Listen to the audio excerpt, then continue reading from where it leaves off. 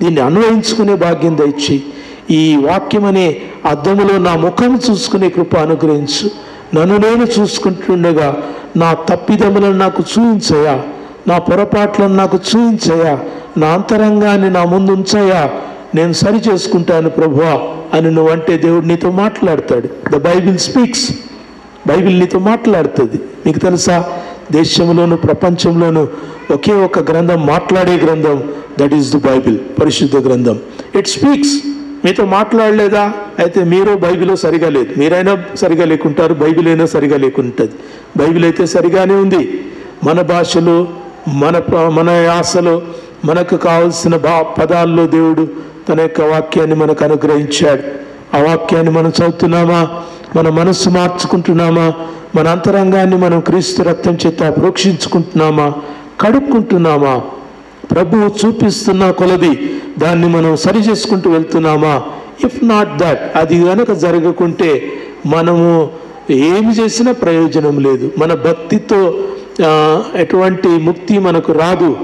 మనము రక్షణ ద్వారా ముక్తి వస్తుంది, క్రీస్తును అంగీకరించడం ద్వారా ముక్తి వస్తుంది, క్రీస్తు రక్తం ద్వారా కడగబడటం ద్వారా ముక్తి వస్తుంది, క్రీస్తును హృదయంలో చేర్చుకోవటం ద్వారా ముక్తి కలుగుతుంది. ప్రియ దేవుని బిడ్డలారా, ప్లీజ్ మీరు ప్రార్థన చేయండి. మీరు వ్యక్తిగతంగా ప్రార్థన చేయండి. నోరు తెరిచి చేయండి.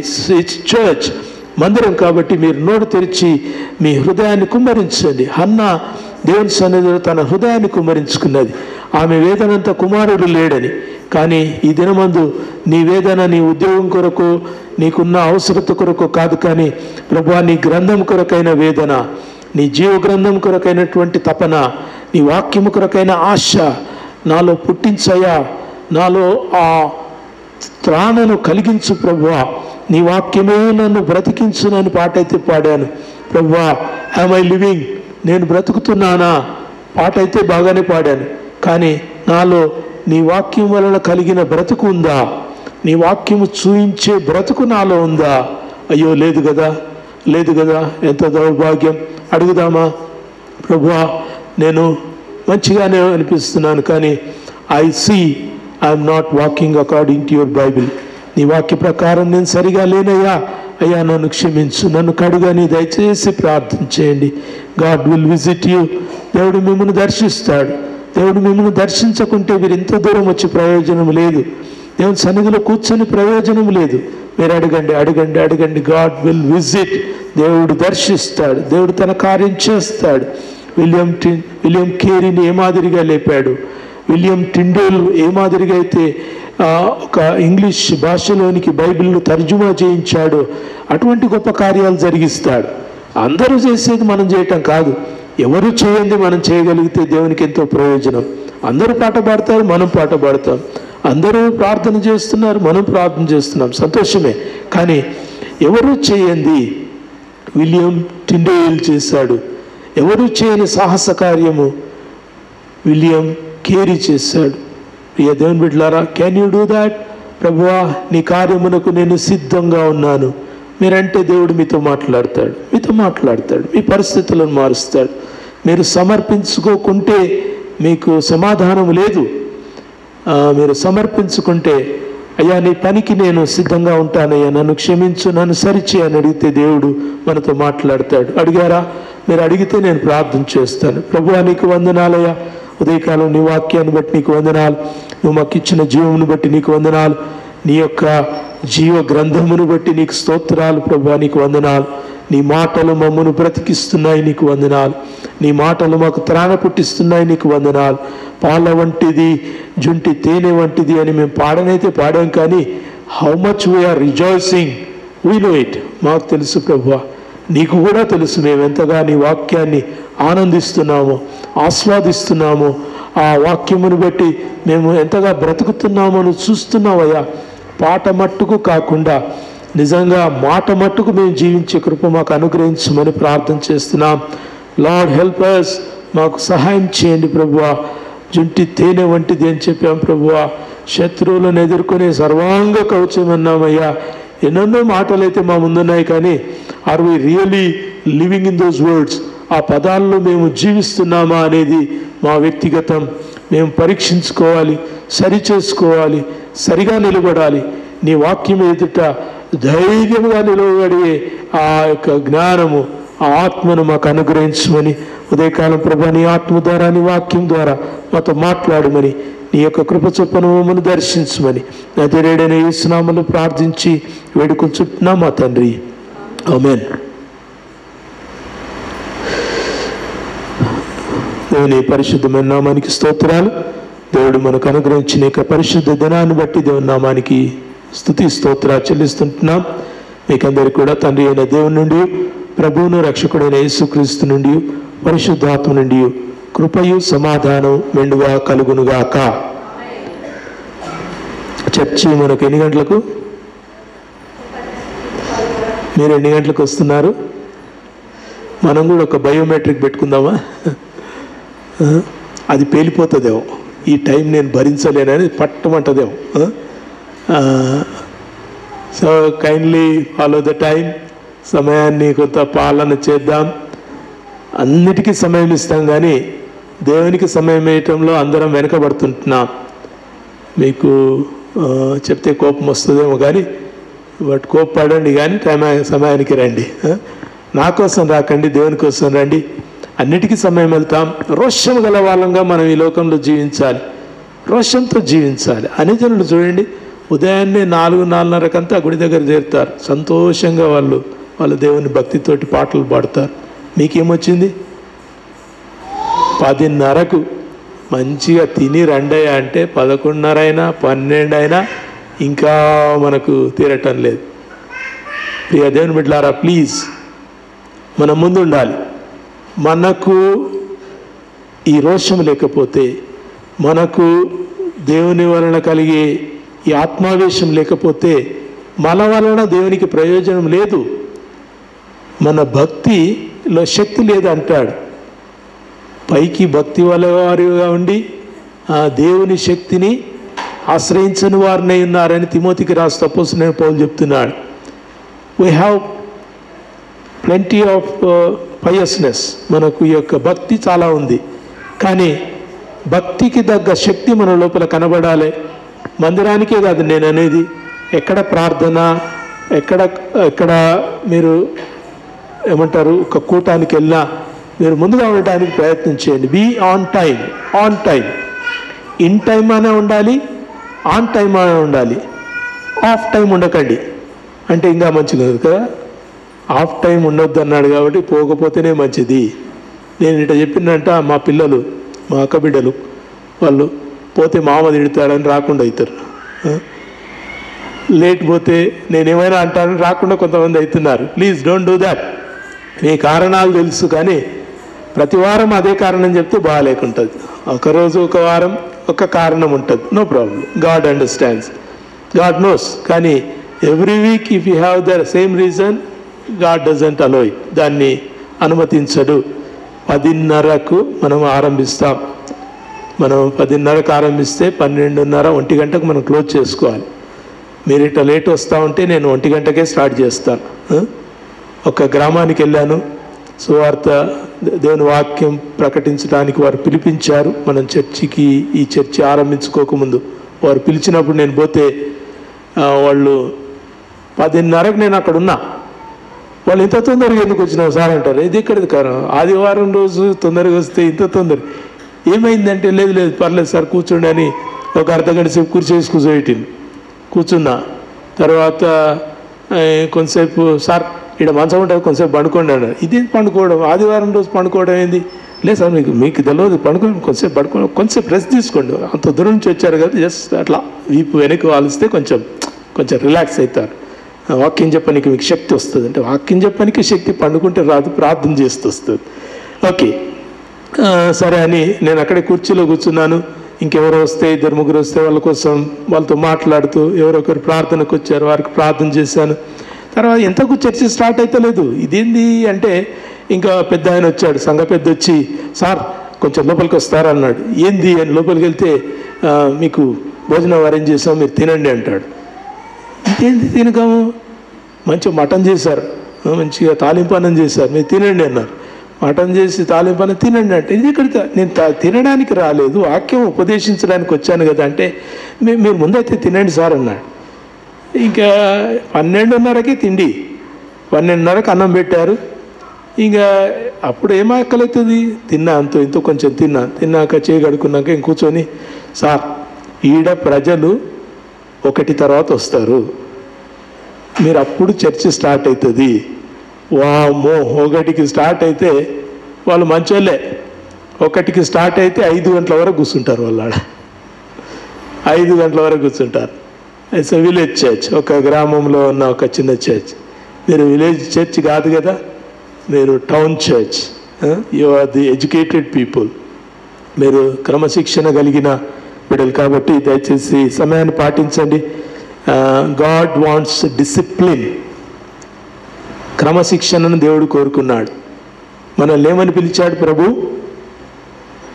మత్తయి సువార్త 28 ఏమంటాడు? మీరు సమస్త జనులను నాకు శిష్యులనుగా చేయుడి. విశ్వాసులను చేయమని లేదు, అందరినీ నమ్మిపియండి ఇంక ఇడిచిపెట్టండి అనలేదు, శిష్యులను చేయమన్నాడు. డిసైపుల్ అంటే వన్ హూ హ్యాస్ డిసిప్లిన్. క్రమశిక్షణ ఉన్నవాడే డిసైపుల్ అవుతాడు. మీరు తిన్నా తినకున్నా, తయారైనా తయారు కాకున్నా ఒక టైంకు అక్కడ ఉండాలి. అది డిసైపుల్కు ఉండే డిసిప్లిన్. మీరు డిసైపుల్సా బిలీవర్సా? నాకైతే అందరు బిలీవర్సే కనబడుతున్నారు. అనకండి, మీరు వచ్చినాక అనాలి. ఇప్పుడు వచ్చినాక అనాలి. వాని వచ్చింది, వాని ఒక్క తనొచ్చు. డిసైపుల్, ఐఎమ్ ఏ డిసైపుల్ అని ఎప్పుడు అనగలుగుతామంటే when you are on time, సమయానికి వచ్చినప్పుడు. ఓకే, కనీసం ఈ మాటనైనా మిమ్మల్ని మారుస్తే దేవునికి స్తోత్రం. ఒకసారి గట్టిగా స్తోత్రం చెప్పండి.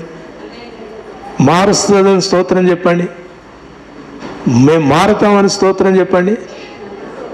వద్దు, చేయి కిందికి పెట్టండి తొందరగా. అది ఒక్కటి మార్చుకోం కదా. దేవునికి వందనాలు. మీరు చాలా మంచోళ్ళు, కానీ ఈ విషయంలో సమయం విషయంలో క్రమశిక్షణ పాటించాల్సింది కోరుతుంటున్నాను. Please turn your Bibles to that. రోమా 5:8 మాత్రం మనం చదువుకుందాం. గత వారం నేను మీతో చెప్పాను, ఒక 5 సూత్రాలు మీకు నేర్పిస్తాను. టు నో క్రైస్ట్, క్రీస్తును ఎరగటం.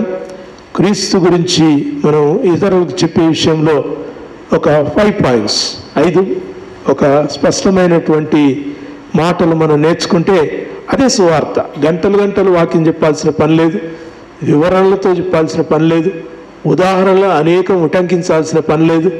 కేవలం వాక్యము చెప్తే చాలు. God will bless the person and you. ఆ వ్యక్తిని దీవిస్తాడు, నిన్ను దీవిస్తాడు. చదువుదాం అందరం కలిసి. రోమా 5:8 చదవండి.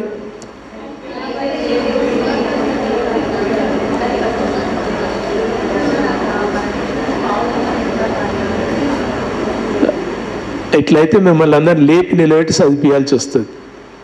చదువుడి అన్నప్పుడు మనం ఇతరుల కోసం చదువుతున్నట్టు, మీ పక్క వాళ్ళతో బైబిల్ లేదన్నట్టు గట్టిగా చదవండి. అయితే దేవుడు మన ఎడల తన ప్రేమను వెల్లడిపరుచున్నాడు. ఎట్లనగా మనం ఇంకనూ పాపలమై ఉండగానే క్రీస్తు మన కొరకు చనిపోయెను. రెండోసారి చదువుదాం. అయితే దేవుడు మన ఎడల తన ప్రేమను వెల్లడిపరుచున్నాడు. ఎట్లనగా మనం ఇంకనూ పాపలమై ఉండగానే క్రీస్తు మన కొరకు చనిపోయెను. దేవునికి వందనాలు. అపోస్తలుడైన పౌలు రోమా సంఘానికి రాస్తూ రోమీ సంఘములో ఉన్నటువంటి 2 వర్గాలకు అర్థమయ్యే విధంగా దేవుని యొక్క వాక్యాన్ని ఉపదేశిస్తున్నాడు. 2 గుంపులు ఉన్నాయి. అంటే భిన్నమైన గుంపులు కావు, వ్యతిరేక గుంపులు కావు, శత్రుత్వ గుంపులు కావు. కాకపోతే వాళ్ళ మధ్యలో కొంత ఆలోచన తీరులో కొంచెం వ్యత్యాసం ఉంది. 2వ అధ్యాయంలో మనం చూస్తాం. రోమపత్రిక ఇంటికి వెళ్ళిన తర్వాత చదవండి.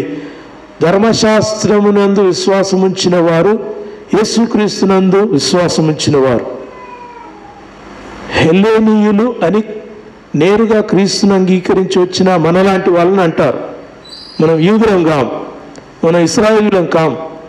దేవుడు పేరు పెట్టి పిలిచిన ప్రజలలో మనం కాము, మనము అనిజనులం. దేవుడు ఎవరో ఎరగనటువంటి ప్రజలం. అటువంటి ప్రజలలో నుంచి వచ్చినటువంటి వారిని, రక్షణలోనికి వచ్చిన వారిని హెల్లేనీయులు అని పిలిచారు. ఏం పిలిచారు? హెల్లేనీయులు అని పిలిచారు. చెప్పండి, హెల్లేనీయులు అని పిలిచారు. అంటే they are the people from outside. తర్వాత రెండవ వర్గము యూదులు. యూదా జనాంగం నుంచి. క్రీస్తు యూదులలో ఒకడిగా ఆయన జన్మించాడు కాబట్టి ఆయన యూదా మత ప్రవిష్టులు, యూదా మత పెద్దల నుంచి వారు విడుదల నొంది క్రీస్తును సొంత రక్షకునిగా అంగీకరించి సంఘంలో చేరిన వారు కొంతమంది. So these two groups are not opposite groups, same group but with different opinions. రెండు వర్గాలు.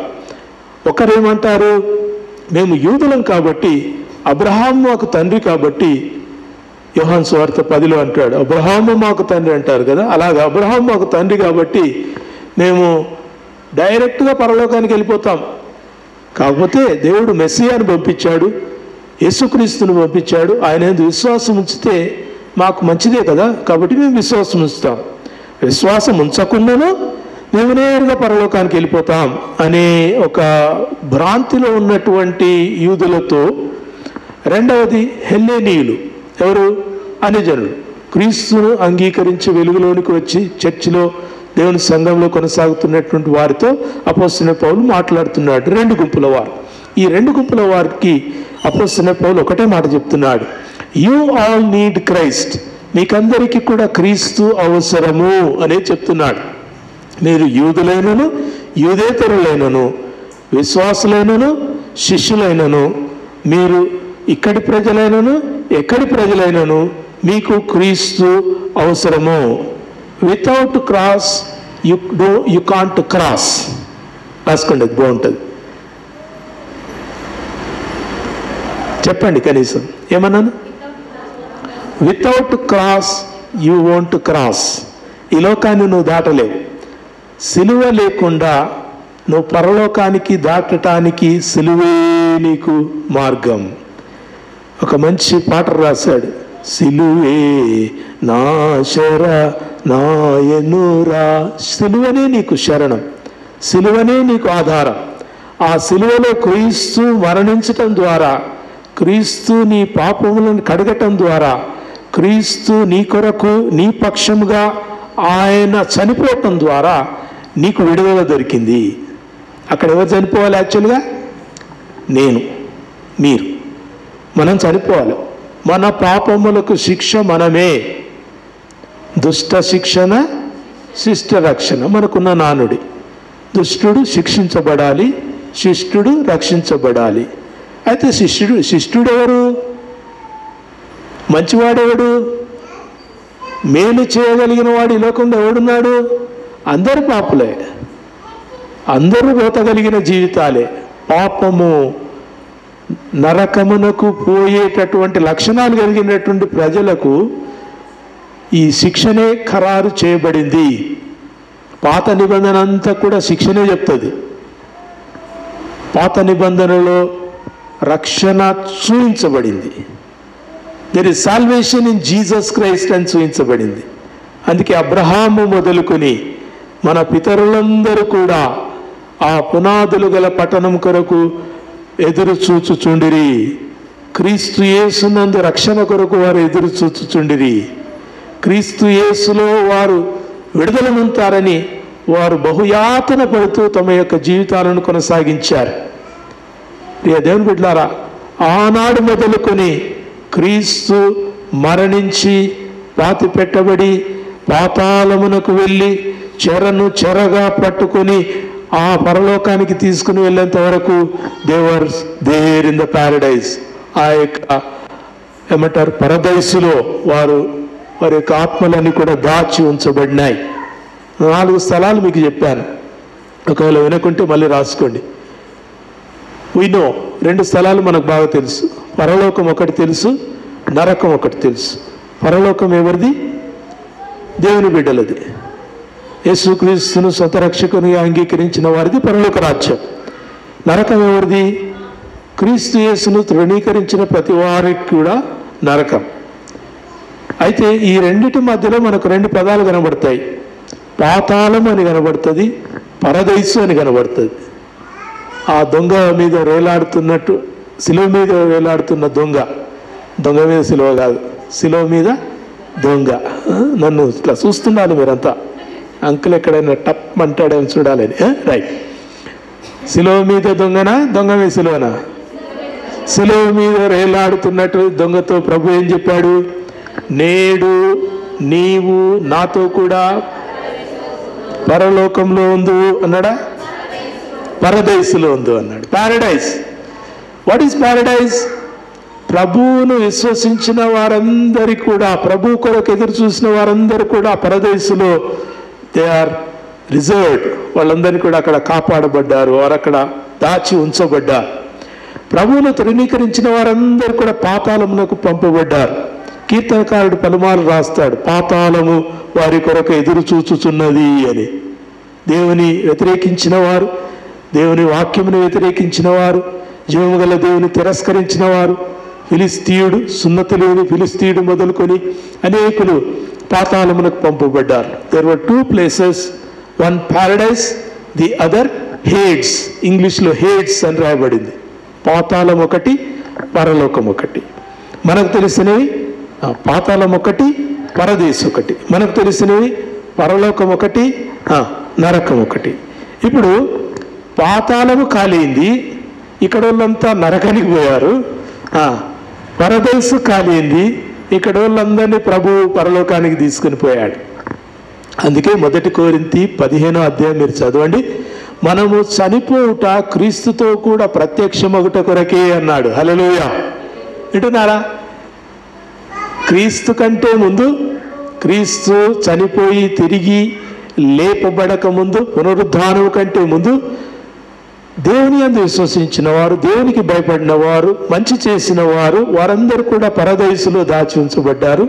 So they were from this earth to, ఈ యొక్క లోకములో నుంచి, from this world to paradise, paradise to and haven.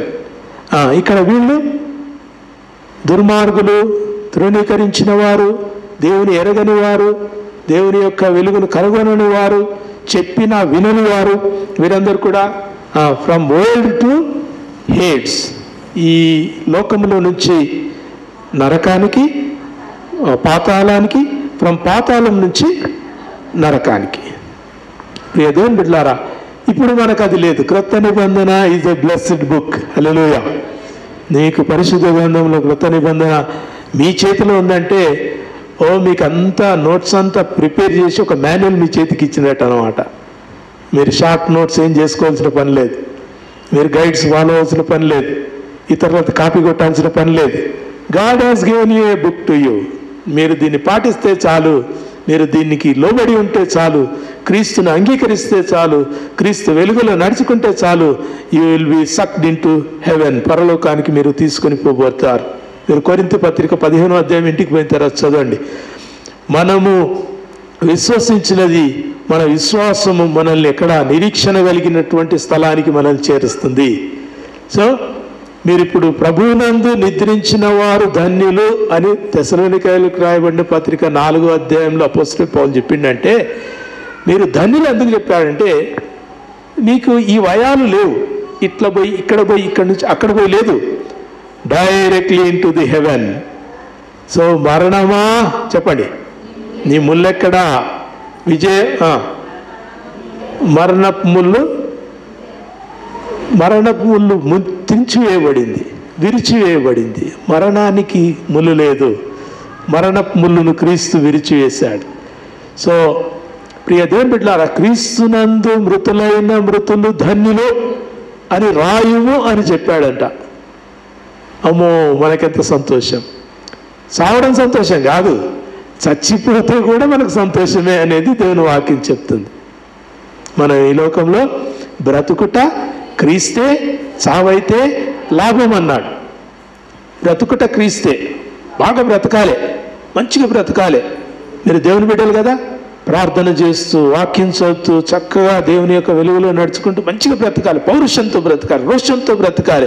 William Tyndale ఏం చేశాడు, William Carey ఏం చేశాడు, మరి నేనేం చేస్తున్నాను, నేను ఏం చేయాలి, నేను ఎందుకు చేయలేకపోతున్నా, ఐ షుడ్ డూ సంథింగ్, నేను ఏదైనా చేయాలి, నిలిచేటటువంటి ఒక పని చేయాలి అనే ఆ తపనతోటి మనం జీవిస్తే విల్ బి బ్లెస్డ్. మనల్ని దీవిస్తాడు ప్రభు. దేవుని సంగమా, గాడ్ విల్ బ్లెస్సెస్. మనల్ని దీవెన కోసం ఉంచాడు, చావడానికి ఉంచలేదు. బ్రతకాలి, బ్రతికించాలి. చెప్పండి, మనం బ్రతకాలి, బ్రతికించాలి. మీరు బ్రతకాలి. మీకున్న ఇరుకులు, ఇబ్బందులు, కొంచెం ఇరుకులు, శోధనలో ఉన్నా కానీ మీరు బ్రతకాలి. God wants you to live. ప్రభువు మీరు జీవించాలని మీకు ఇచ్చాడు ఈ జీవం. ఈ ఇరుకులు, కష్టాలున్న జీవితంలోనే మీరు ఇతరుల కొరకు బ్రతికించే పనులు చేయాలి. బ్రతికించే పనులు చేయాలి. నాకు అంత ఆశీర్వాదం వచ్చినాకనే నేను ఇతరులకు నేను బ్రతికించే పని చేస్తానంటే అంతవరకు మనం టప్పా కట్టేస్తాం. You are to do immediately. ప్రభువును అంగీకరించిన ప్రతివాడు బ్రతకాలి, బ్రతికించాలి. Live and let live. People, ప్రజలను బ్రతికించే పరిచర్యలు మనం చేయాలి. దేవునికి స్తోత్రం. That's what God has given to us. దేవుడు సంఘాలకు ఇచ్చాడు, సేవకులకు మాకు ఇచ్చాడు, మీకు ఇస్తాడు, సంఘానికి ఇచ్చాడు. పేతురు చెరసాలలో ఉంటే ఎవరు ప్రార్థన చేశారు? పాస్టర్లంతా నిద్రపోయింది అక్కడ, డిసైపుల్స్ నిద్రపోయింది అందరు. నతానియేలు ఆడున్నాడో తెలియదు, తోబా ఆడున్నాడో తెలియదు, ఎవరెవరు ఎక్కడున్నారో తెలియదు. వాళ్ళు నేనే అంటలేను. కానీ రోషంతో ఉన్నటువంటి వాళ్ళు ఎవరు? పౌరుషంతో ఉన్న వాళ్ళు ఎవరు? మేము స్నానం చేసి వస్తాము, టిఫిన్ చేసి వస్తాము, కొంచెం పౌడర్ పెట్టుకొని వస్తాము, మాకు వాన కొడుతుంది మేము రాము, ఎండ కొడుతుంది మేము రాము, చలి పెడుతుంది మేము రాము. అట్లా కనుకుంటే పేతురు లోపలనే ఉండేవాడేమో. సంఘము అత్యాసక్తితో, చెప్పండి, సంఘము, చెప్పండి, కొంచెం గుంజండి. సంఘము ఇంకా సంఘము అత్యాసక్తితో ప్రార్థన చేస్తుందంట. అంటే ఎట్లా చేస్తుండొచ్చమ్మా? ప్రభువా ప్రభువా ప్రభువా, ఎట్లనైనా సరే ప్రభువా, పేతురు బయటికి రా ప్రభువా, ప్రభువా ఏమైనా చేయి ప్రభువా, ప్రభువా ఏమైనా చేయి. తపనతోటి ఒక లెటర్, లీవ్ లెటర్ రాసినట్టు రాసి వేయలేదు. మనం అట్లే ప్రార్థన చేస్తాం కదా, ప్రభువా పేతురు చెరసాల్లో ఉన్నాడు, ఇంకా నువ్వు చూసుకో, ఆమెన్, మనం వెళ్ళిపోతాం. ఇది అత్యాసక్తి కాదు. వాళ్ళు ఎట్లా, పేతురు రాకపోతే సంఘం ఏమైపోతుందో కాబట్టి పేతురు ప్రభువా చెరసాలలో ఉన్నాడు, అత్యాసక్తితో ప్రార్థన చేయాలి. భారతదేశంలో, నార్త్ ఇండియాలో చాలామంది పాస్టర్లు చెరసాలలో ఉన్నారు. మీకు తెలుసా? మీరు చూస్తానంటే మన వాట్సాప్ గ్రూప్లో పెడతాను. రోజు ఒక పాస్టర్ చెరసాలకు పంపబడుతున్నాడు. అత్యాసక్తితో ప్రార్థన చేసే సంఘాలు లేవు. మన కోసం మనం చేస్తున్నాం, మనకు అది లేదు ఇది లేదని ప్రార్థన చేస్తున్నాం, కానీ we're not praying for those who are in the prison. చాలా కష్టం. మొన్న ఒక పాస్టర్ వాక్యం చెప్తా ఉంటే ఆటంకపరచడానికి వచ్చిన వాళ్ళు ఆటంకపరుస్తుంటే పాస్టర్ కొడుకు లేచి నిలబడి వాళ్ళని కొంచెం వారించడానికి పోయాడట. పోతే వాళ్ళని చంపేశారు. They killed him. ఆ ఫోటోలు నాకు పంపించారు ఉత్తర భారతదేశం నుంచి. ప్రియ దేవుని బిడ్డలారా, దిస్ ఇస్ వరల్డ్, ఇది లోకం అంతే. పాము కరవక మానునా, దేవుని బిడ్డ ప్రేమించకుండా మానునా అని మనం అనాలి. We love them. వాళ్ళు కరిచినా మనం ప్రేమిస్తాం. దేవునికి వందనాలు. వీ ప్రే, ప్రార్థన చేయాలి, అత్యాసక్తితో ప్రార్థన చేయాలి. వింటున్నారు ఇక్కడ? దయచేసి చూడండి. ఎట్లనగా మనం ఇంకనూ పాపలమై ఉండగా క్రీస్తు మన కొరకు చనిపోయింది. నెంబర్ 1 రాసుకోండి. మనం తెలుసుకోవాల్సింది ఏంటంటే వీఆర్ సిన్నర్స్. నెంబర్ 1 మీరు చెప్పాల్సిన మొదటి మాట, ఐఎమ్ ఎ సిన్నర్. ఎదుటివానికి చెప్పకండి, వాళ్ళు బాధపడతారు. వాళ్ళకి తెలియదు కదా, వాళ్ళకి కొత్త కాబట్టి ఎవరు సిన్నర్ అనేసరికి వాళ్ళు భయపడతారు. కొంతమంది అట్లా నేర్చుకున్నారు, సువార్త చెప్పడం అట్లా నేర్చుకున్నారు. వీళ్ళు రక్షణ పొందారు, దేవుని వెలుగులో ఉన్నారు, మంచిదే, మంచి బిడ్డలే. కానీ వాళ్ళు చెప్పుకునేది చెప్తారంటే ఎవరు సిన్నర్ అని చెప్పేసరికి అవతలకి ఎంబడే దే గెట్ హర్ట్, వాళ్ళు గాయపడతారు. So we should say that I was a sinner, నేను పాపినై ఉంటిని. People were sinners and you are also a sinner. Okay, relate it, దాన్ని తీసుకుని వెళ్ళాలి. నేను పాపంలో ఉంటే, నేను పాపినై ఉంటిని, ప్రభువు నా కొరకై మరణించాడు. రోమీలకు రాబడిన పత్రిక 3వ అధ్యాయం 10వ వచనం. తొందరగా రాసుకోండి. రోమా 3:10. ఎవరైనా త్వరగా దొరికితే దయచేసి చదవండి. నీతిమంతుడు లేడు, ఒక్కడును లేడు, గ్రహించువాడెవడును లేడు, దేవుని వెతుకువాడెవడును లేడు. కొన్ని మాటలు నిజంగా కోసినట్టున్నా కానీ కొంతమంది హృదయాల్లో అట్లా నిలిచిపోతాయమ్మా. కొంతమంది హృదయాల్లో నిలిచిపోతాయి. చాలామంది చెప్పిన సాక్ష్యం అదే. క్రీస్తుని ఎరగనటువంటి వారు అట్లా దారిన పోతూ విన్న మాటల్లో వారు వినేది ఏంటంటే, God has died for you, ప్రభు నీ కొరకు చనిపోయాడు అనేది విని ఆ మాట వారిని నిద్రపోనియదు. వారు ప్రభు దగ్గరికి వచ్చేంత వరకు వారిని నిద్రపోనియదు. ఇక్కడ కూడా అలాగే, నీతిమంతుడు ఒకడు కూడా లేడు. There is no righteous person. మనం అందరం ఏమనుకుంటాము? నీతిమంతులం అనుకుంటాం. ఎందుకు నీతిమంతులం అనుకుంటాము? మంచి బట్టలు వేసుకుంటాం, మంచి మాటలు మాట్లాడతాం, మంచి వ్యవహారము, మంచి తీరు, మంచి నడత, మంచి విద్య, మంచి బుద్ధులు ఉన్నాయని మనం అనుకుంటాం. కానీ when the Bible sees us, Bible మనల్ని చూస్తే ఏం చూస్తుందంటే తెలుసా? ఒక్కడు కూడా నీతిమంతుడు లేడంటాడు. కీర్తనకారుడు అంటాడు, వివేకము కలిగి దేవుని వెతుకువాడు ఎవడైనా ఉన్నాడేమో అని ఆకాశం నుంచి దేవుడు వంగి చూస్తున్నాడంట. ఎవడైనా ఉన్నాడా? పాకిస్తాన్లో ఉన్నాడా? ఆస్ట్రేలియాలో ఉన్నాడా? అమెరికాలో ఉన్నాడా? భారతదేశంలో ఉన్నాడా? మహబూబ్నగర్లో ఉన్నాడా? ఎక్లీసియా చర్చిలో ఉన్నారా? ఎవరైనాను దేవుని వెతికేవారు ఉన్నారా అని దేవుడు ఆకాశము నుంచి వంగి చూచుచున్నాడు. ప్రతివాడు దారి తొలగి తప్పిపోయాడని కీర్తనకారుడు రాస్తున్నాడు. Wear all have gone ఆస్ట్రే. అరే ఇన్న కూర్చున్నాం కదా సార్, చర్చిల్లో కూర్చున్నాం కదా, నువ్వేం వాక్యం చెప్తున్నావు, మేము వాక్యం వింటున్నాం, దారి తప్పిపోయినావు అని మమ్మల్ని ఎట్టంటావు? పెద్ద ప్రశ్న కదా. మన హృదయాలు దేవునికి దూరంగా ఉన్నాయి. వారి పెదవులతో నన్ను స్తుతిస్తున్నారు, కానీ వారి హృదయాలు నాకు దూరంగా ఉన్నాయని దేవుడు అంటున్నాడు. అమ్మా, వీఆర్ సిన్నర్స్ బై నేచర్. అది మన నేచర్. బై డిఫాల్ట్ అంటారు కదా, బై డిఫాల్ట్ సిస్టమ్ స్టార్ట్ చేస్తే by default it opens. By default we are sinners.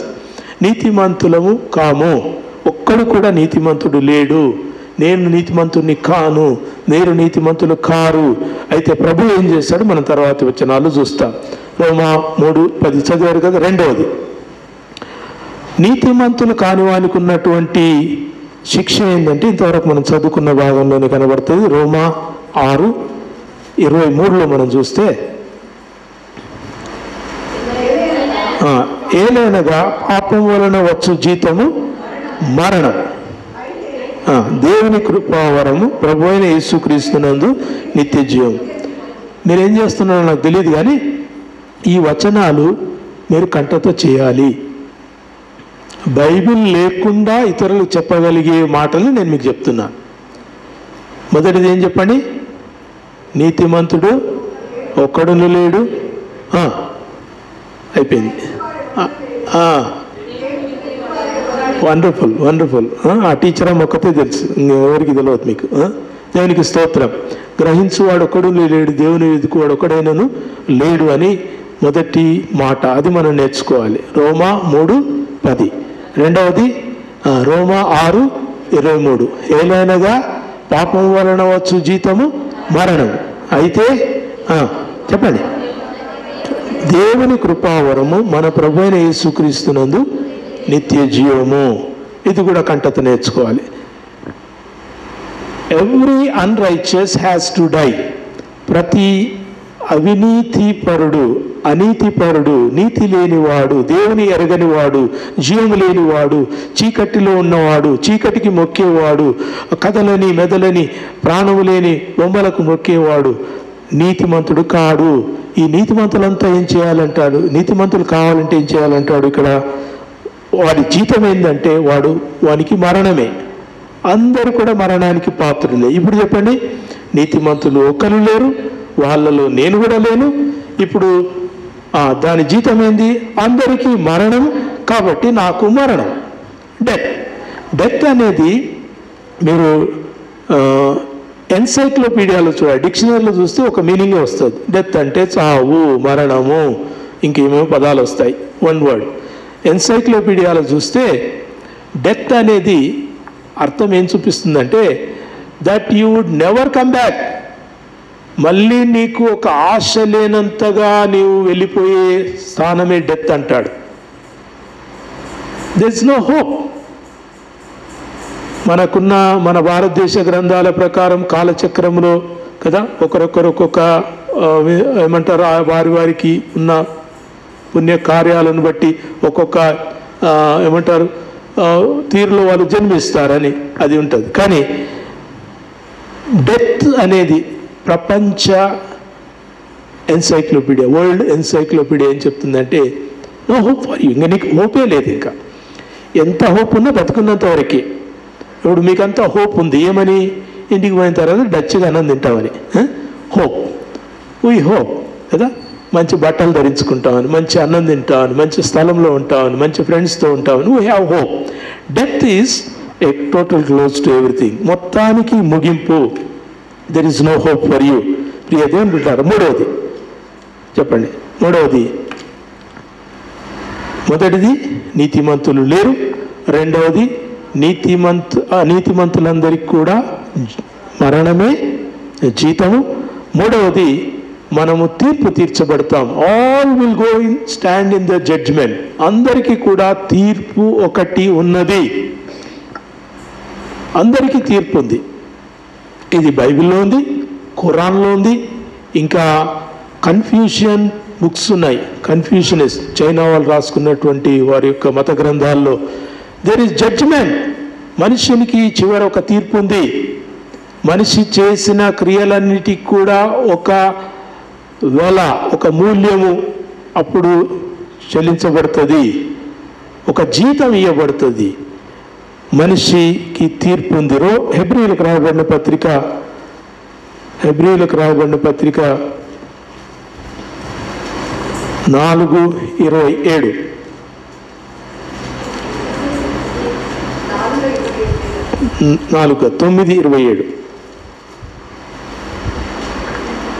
9:27.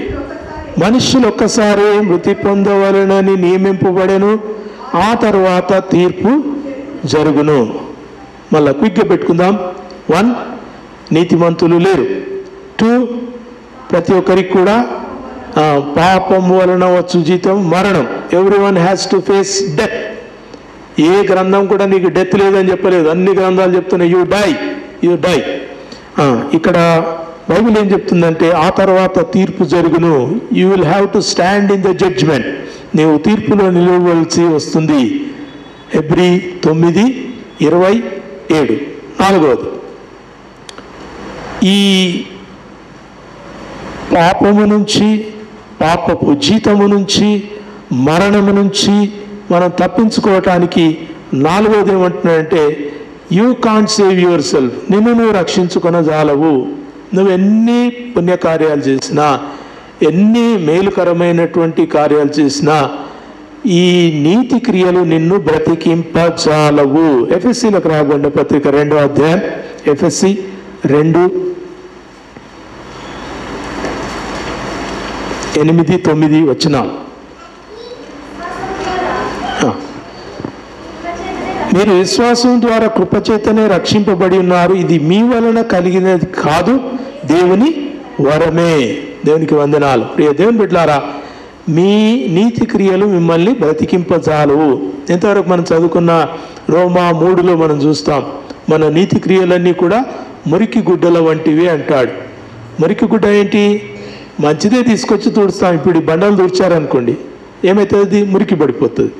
మీరు అదే బట్టను తీసుకుని వాళ్ళు ఇంకొకసారి చూసారనుకోండి, ఆ మురికి ఇంకా ఎక్కువ అవుతుంది. అరే గోడ మీద ఏమో ఉంది కదా అని ఆ గోడను తుడిచారనుకోండి, ఏమవుతుంది? ఇంకా మురికి అవుతుంది. మీ నీతి క్రియలు ఎన్ని నీతి క్రియలు చేసినా ఇక్కడ మురికి, అక్కడ మురికి, ఇదంతా కూడా మురికే. So you cannot be clean by your righteous works. నీ మంచి కార్యముల ద్వారా నీకు నీతి కలగదు. అయితే మనం ఇంతవరకు చదువుకున్నాం కదా, రోమా 6:23లో దేవుని కృపావరం కదా, ఇది యేసుక్రీస్తునందు మనకు నిత్యజీవం అనుగ్రహించబడ్డది. ఈ నిత్యజీవం నందు మనం ఏం చేయాలి? విశ్వసించాలి. 8వ వచనం ఇప్పుడు మనం చదివాం కదా, ఎఫెసీ 4:8. మీరు విశ్వాసం ద్వారా కృపచేతనే రక్షణ పొంది ఉన్నారు, కృప వలననే మీరు రక్షించబడి ఉన్నారు. వినాలి మంచిగా. మీరు కేవలం విశ్వసిస్తే దేవుడు మీ పట్ల కృప చూపిస్తాడు. ఆ కృప ఏంటంటే మీకు రక్షణలోనికి నడిపిస్తుంది. Very simple.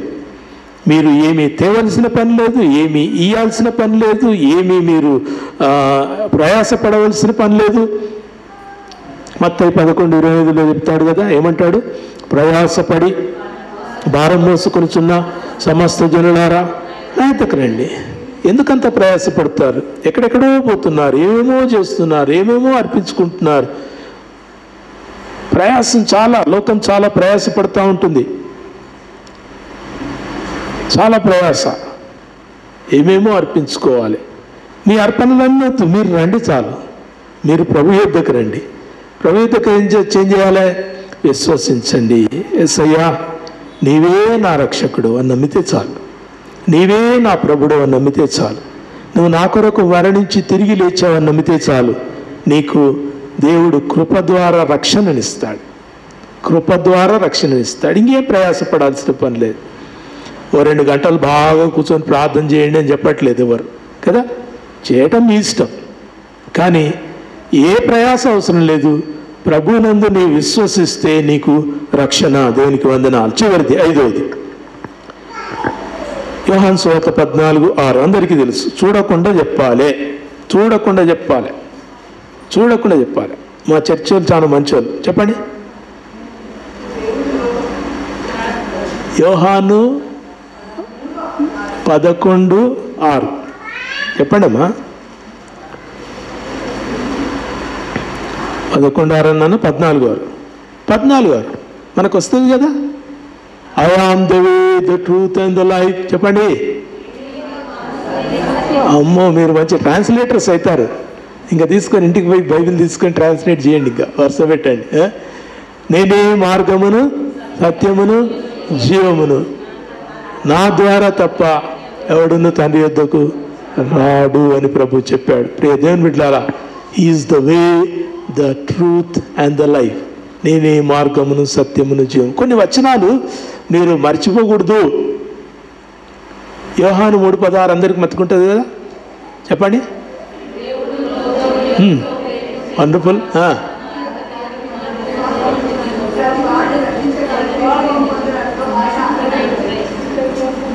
కొంతమంది మీతో కలిసి రైట్.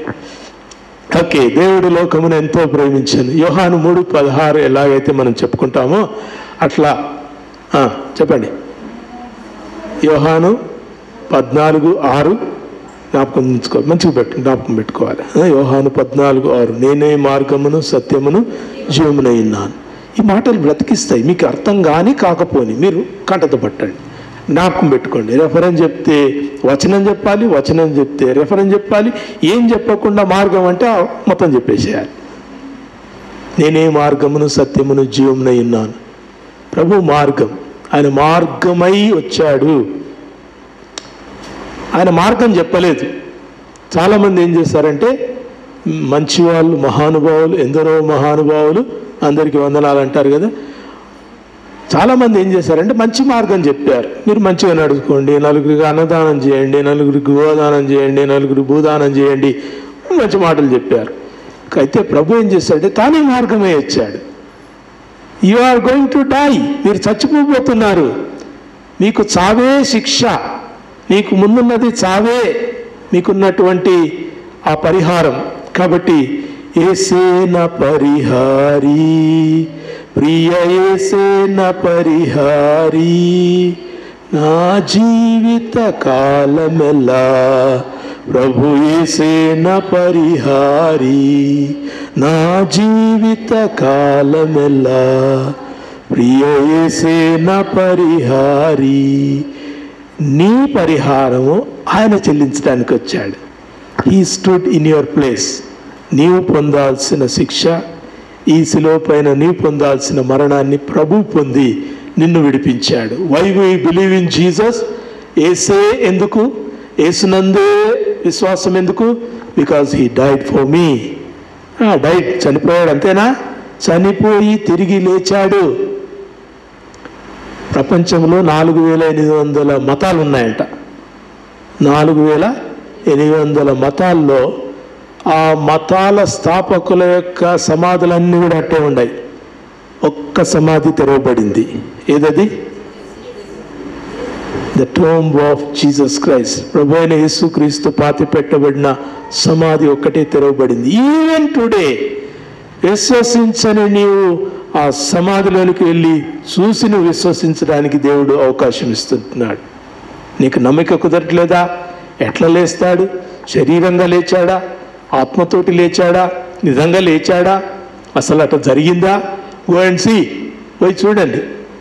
తోమా లాంటి వాళ్ళం కదా మనం, చూస్తేనే కానీ నమ్మం కాబట్టి పోయి చూడండి. కానీ చూడకుండా నేను నమ్ముతాను, వాక్యం చెప్పింది నేను నమ్ముతాను అంటే కనుక విశ్వాసము ద్వారా కృపచేతనే మీరు రక్షణ పొందినారు. You all need Jesus. ప్రియ దేవుని బిడ్డలారా, నీకు యేసు అవసరము. దేవునికి వందనాలు. యేసు నీకు అవసరమా? నాకు అవసరమా? అందరికీ అవసరమే. Everyone needs Jesus. There is only one way. ఒకే ఒక మార్గాన్ని దేవుడే ఇచ్చాడు. That is Jesus Christ. And you come to him, walk through him and go to the Lord through him. ఆయన ద్వారా దేవుని ఎదుకు వెళ్ళటానికి దేవుడు సహాయం చేస్తాడు. దేవునికి వందనాలు. 5 విషయాలు చెప్పండి. 1, నెంబర్ 1, వీఆర్ సిన్నర్స్. మనం పాపులము, నీతిమంతులము కాము. మనలో ఉన్నదంతా కూడా అవినీతియే, అనీతియే. లోకము ఎంత మంచిగా మనల్ని మెచ్చుకున్నా కానీ వీ నీడ్ టు సీ. నేనెవరో నన్ను చూసుకోవాలంటే బైబిల్ చూస్తే నేనెవరో తెలుస్తుంది. లోకం చూస్తే చాలామంది అంటారు, అబ్బో మీరు పాస్టర్ కదా సార్, మీరు అప్పుడు మాకు కాలేజీలో ప్రిన్సిపల్గా ఉంటుంది కదా సార్ అని మా పిల్లలు అంటారు చాలామంది. అది ప్రపంచం చూస్తుంది. But when I come to Jesus, when I come to the Bible, it says you are a sinner. నీవు ఒక పాపి. నెంబర్ 1, నీకేముంది? You are destined to death. నీకు మరణమే నీ ముందున్నటువంటిది. Number 3, you can't save yourself. నిన్ను నువ్వు రక్షించుకోజాలవు, ఈ మరణం నుంచి తప్పించుకోజాలవు, నీకు మార్గము లేదు. మూడవది తీర్పు ఉంది. నీకు తీర్పు ఉంది కాబట్టి ఆ తీర్పు నుంచి ఎవరు కూడా తప్పించుకోజాలరు. 4వది నిన్ను నువ్వు రక్షించుకోజాలవు. 5వది యేసే నీకు మార్గము, యేసే నీకు రక్షణ. హల్లెలూయా. యేసే నా రక్షణ, యేసే నాకు రక్షణ అనండి. అందరూ ఒకసారి చేతి, యేసే నా రక్షణ. Jesus is my salvation.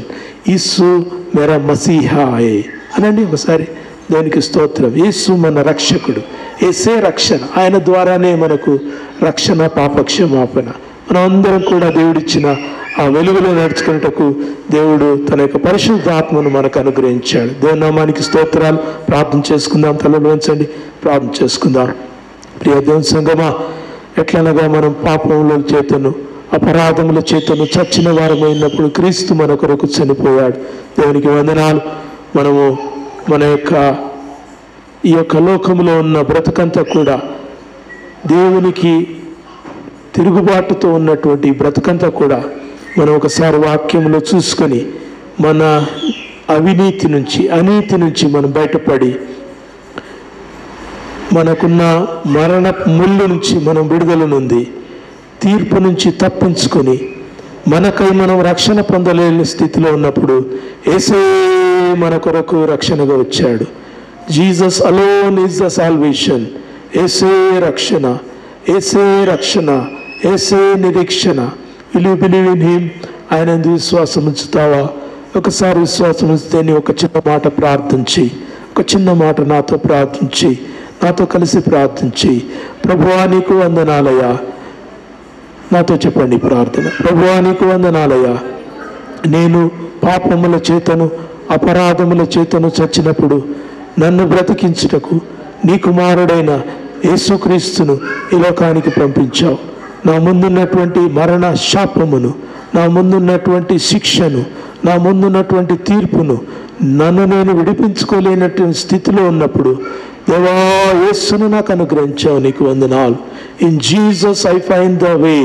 In Jesus I find the truth, in Jesus I find the life.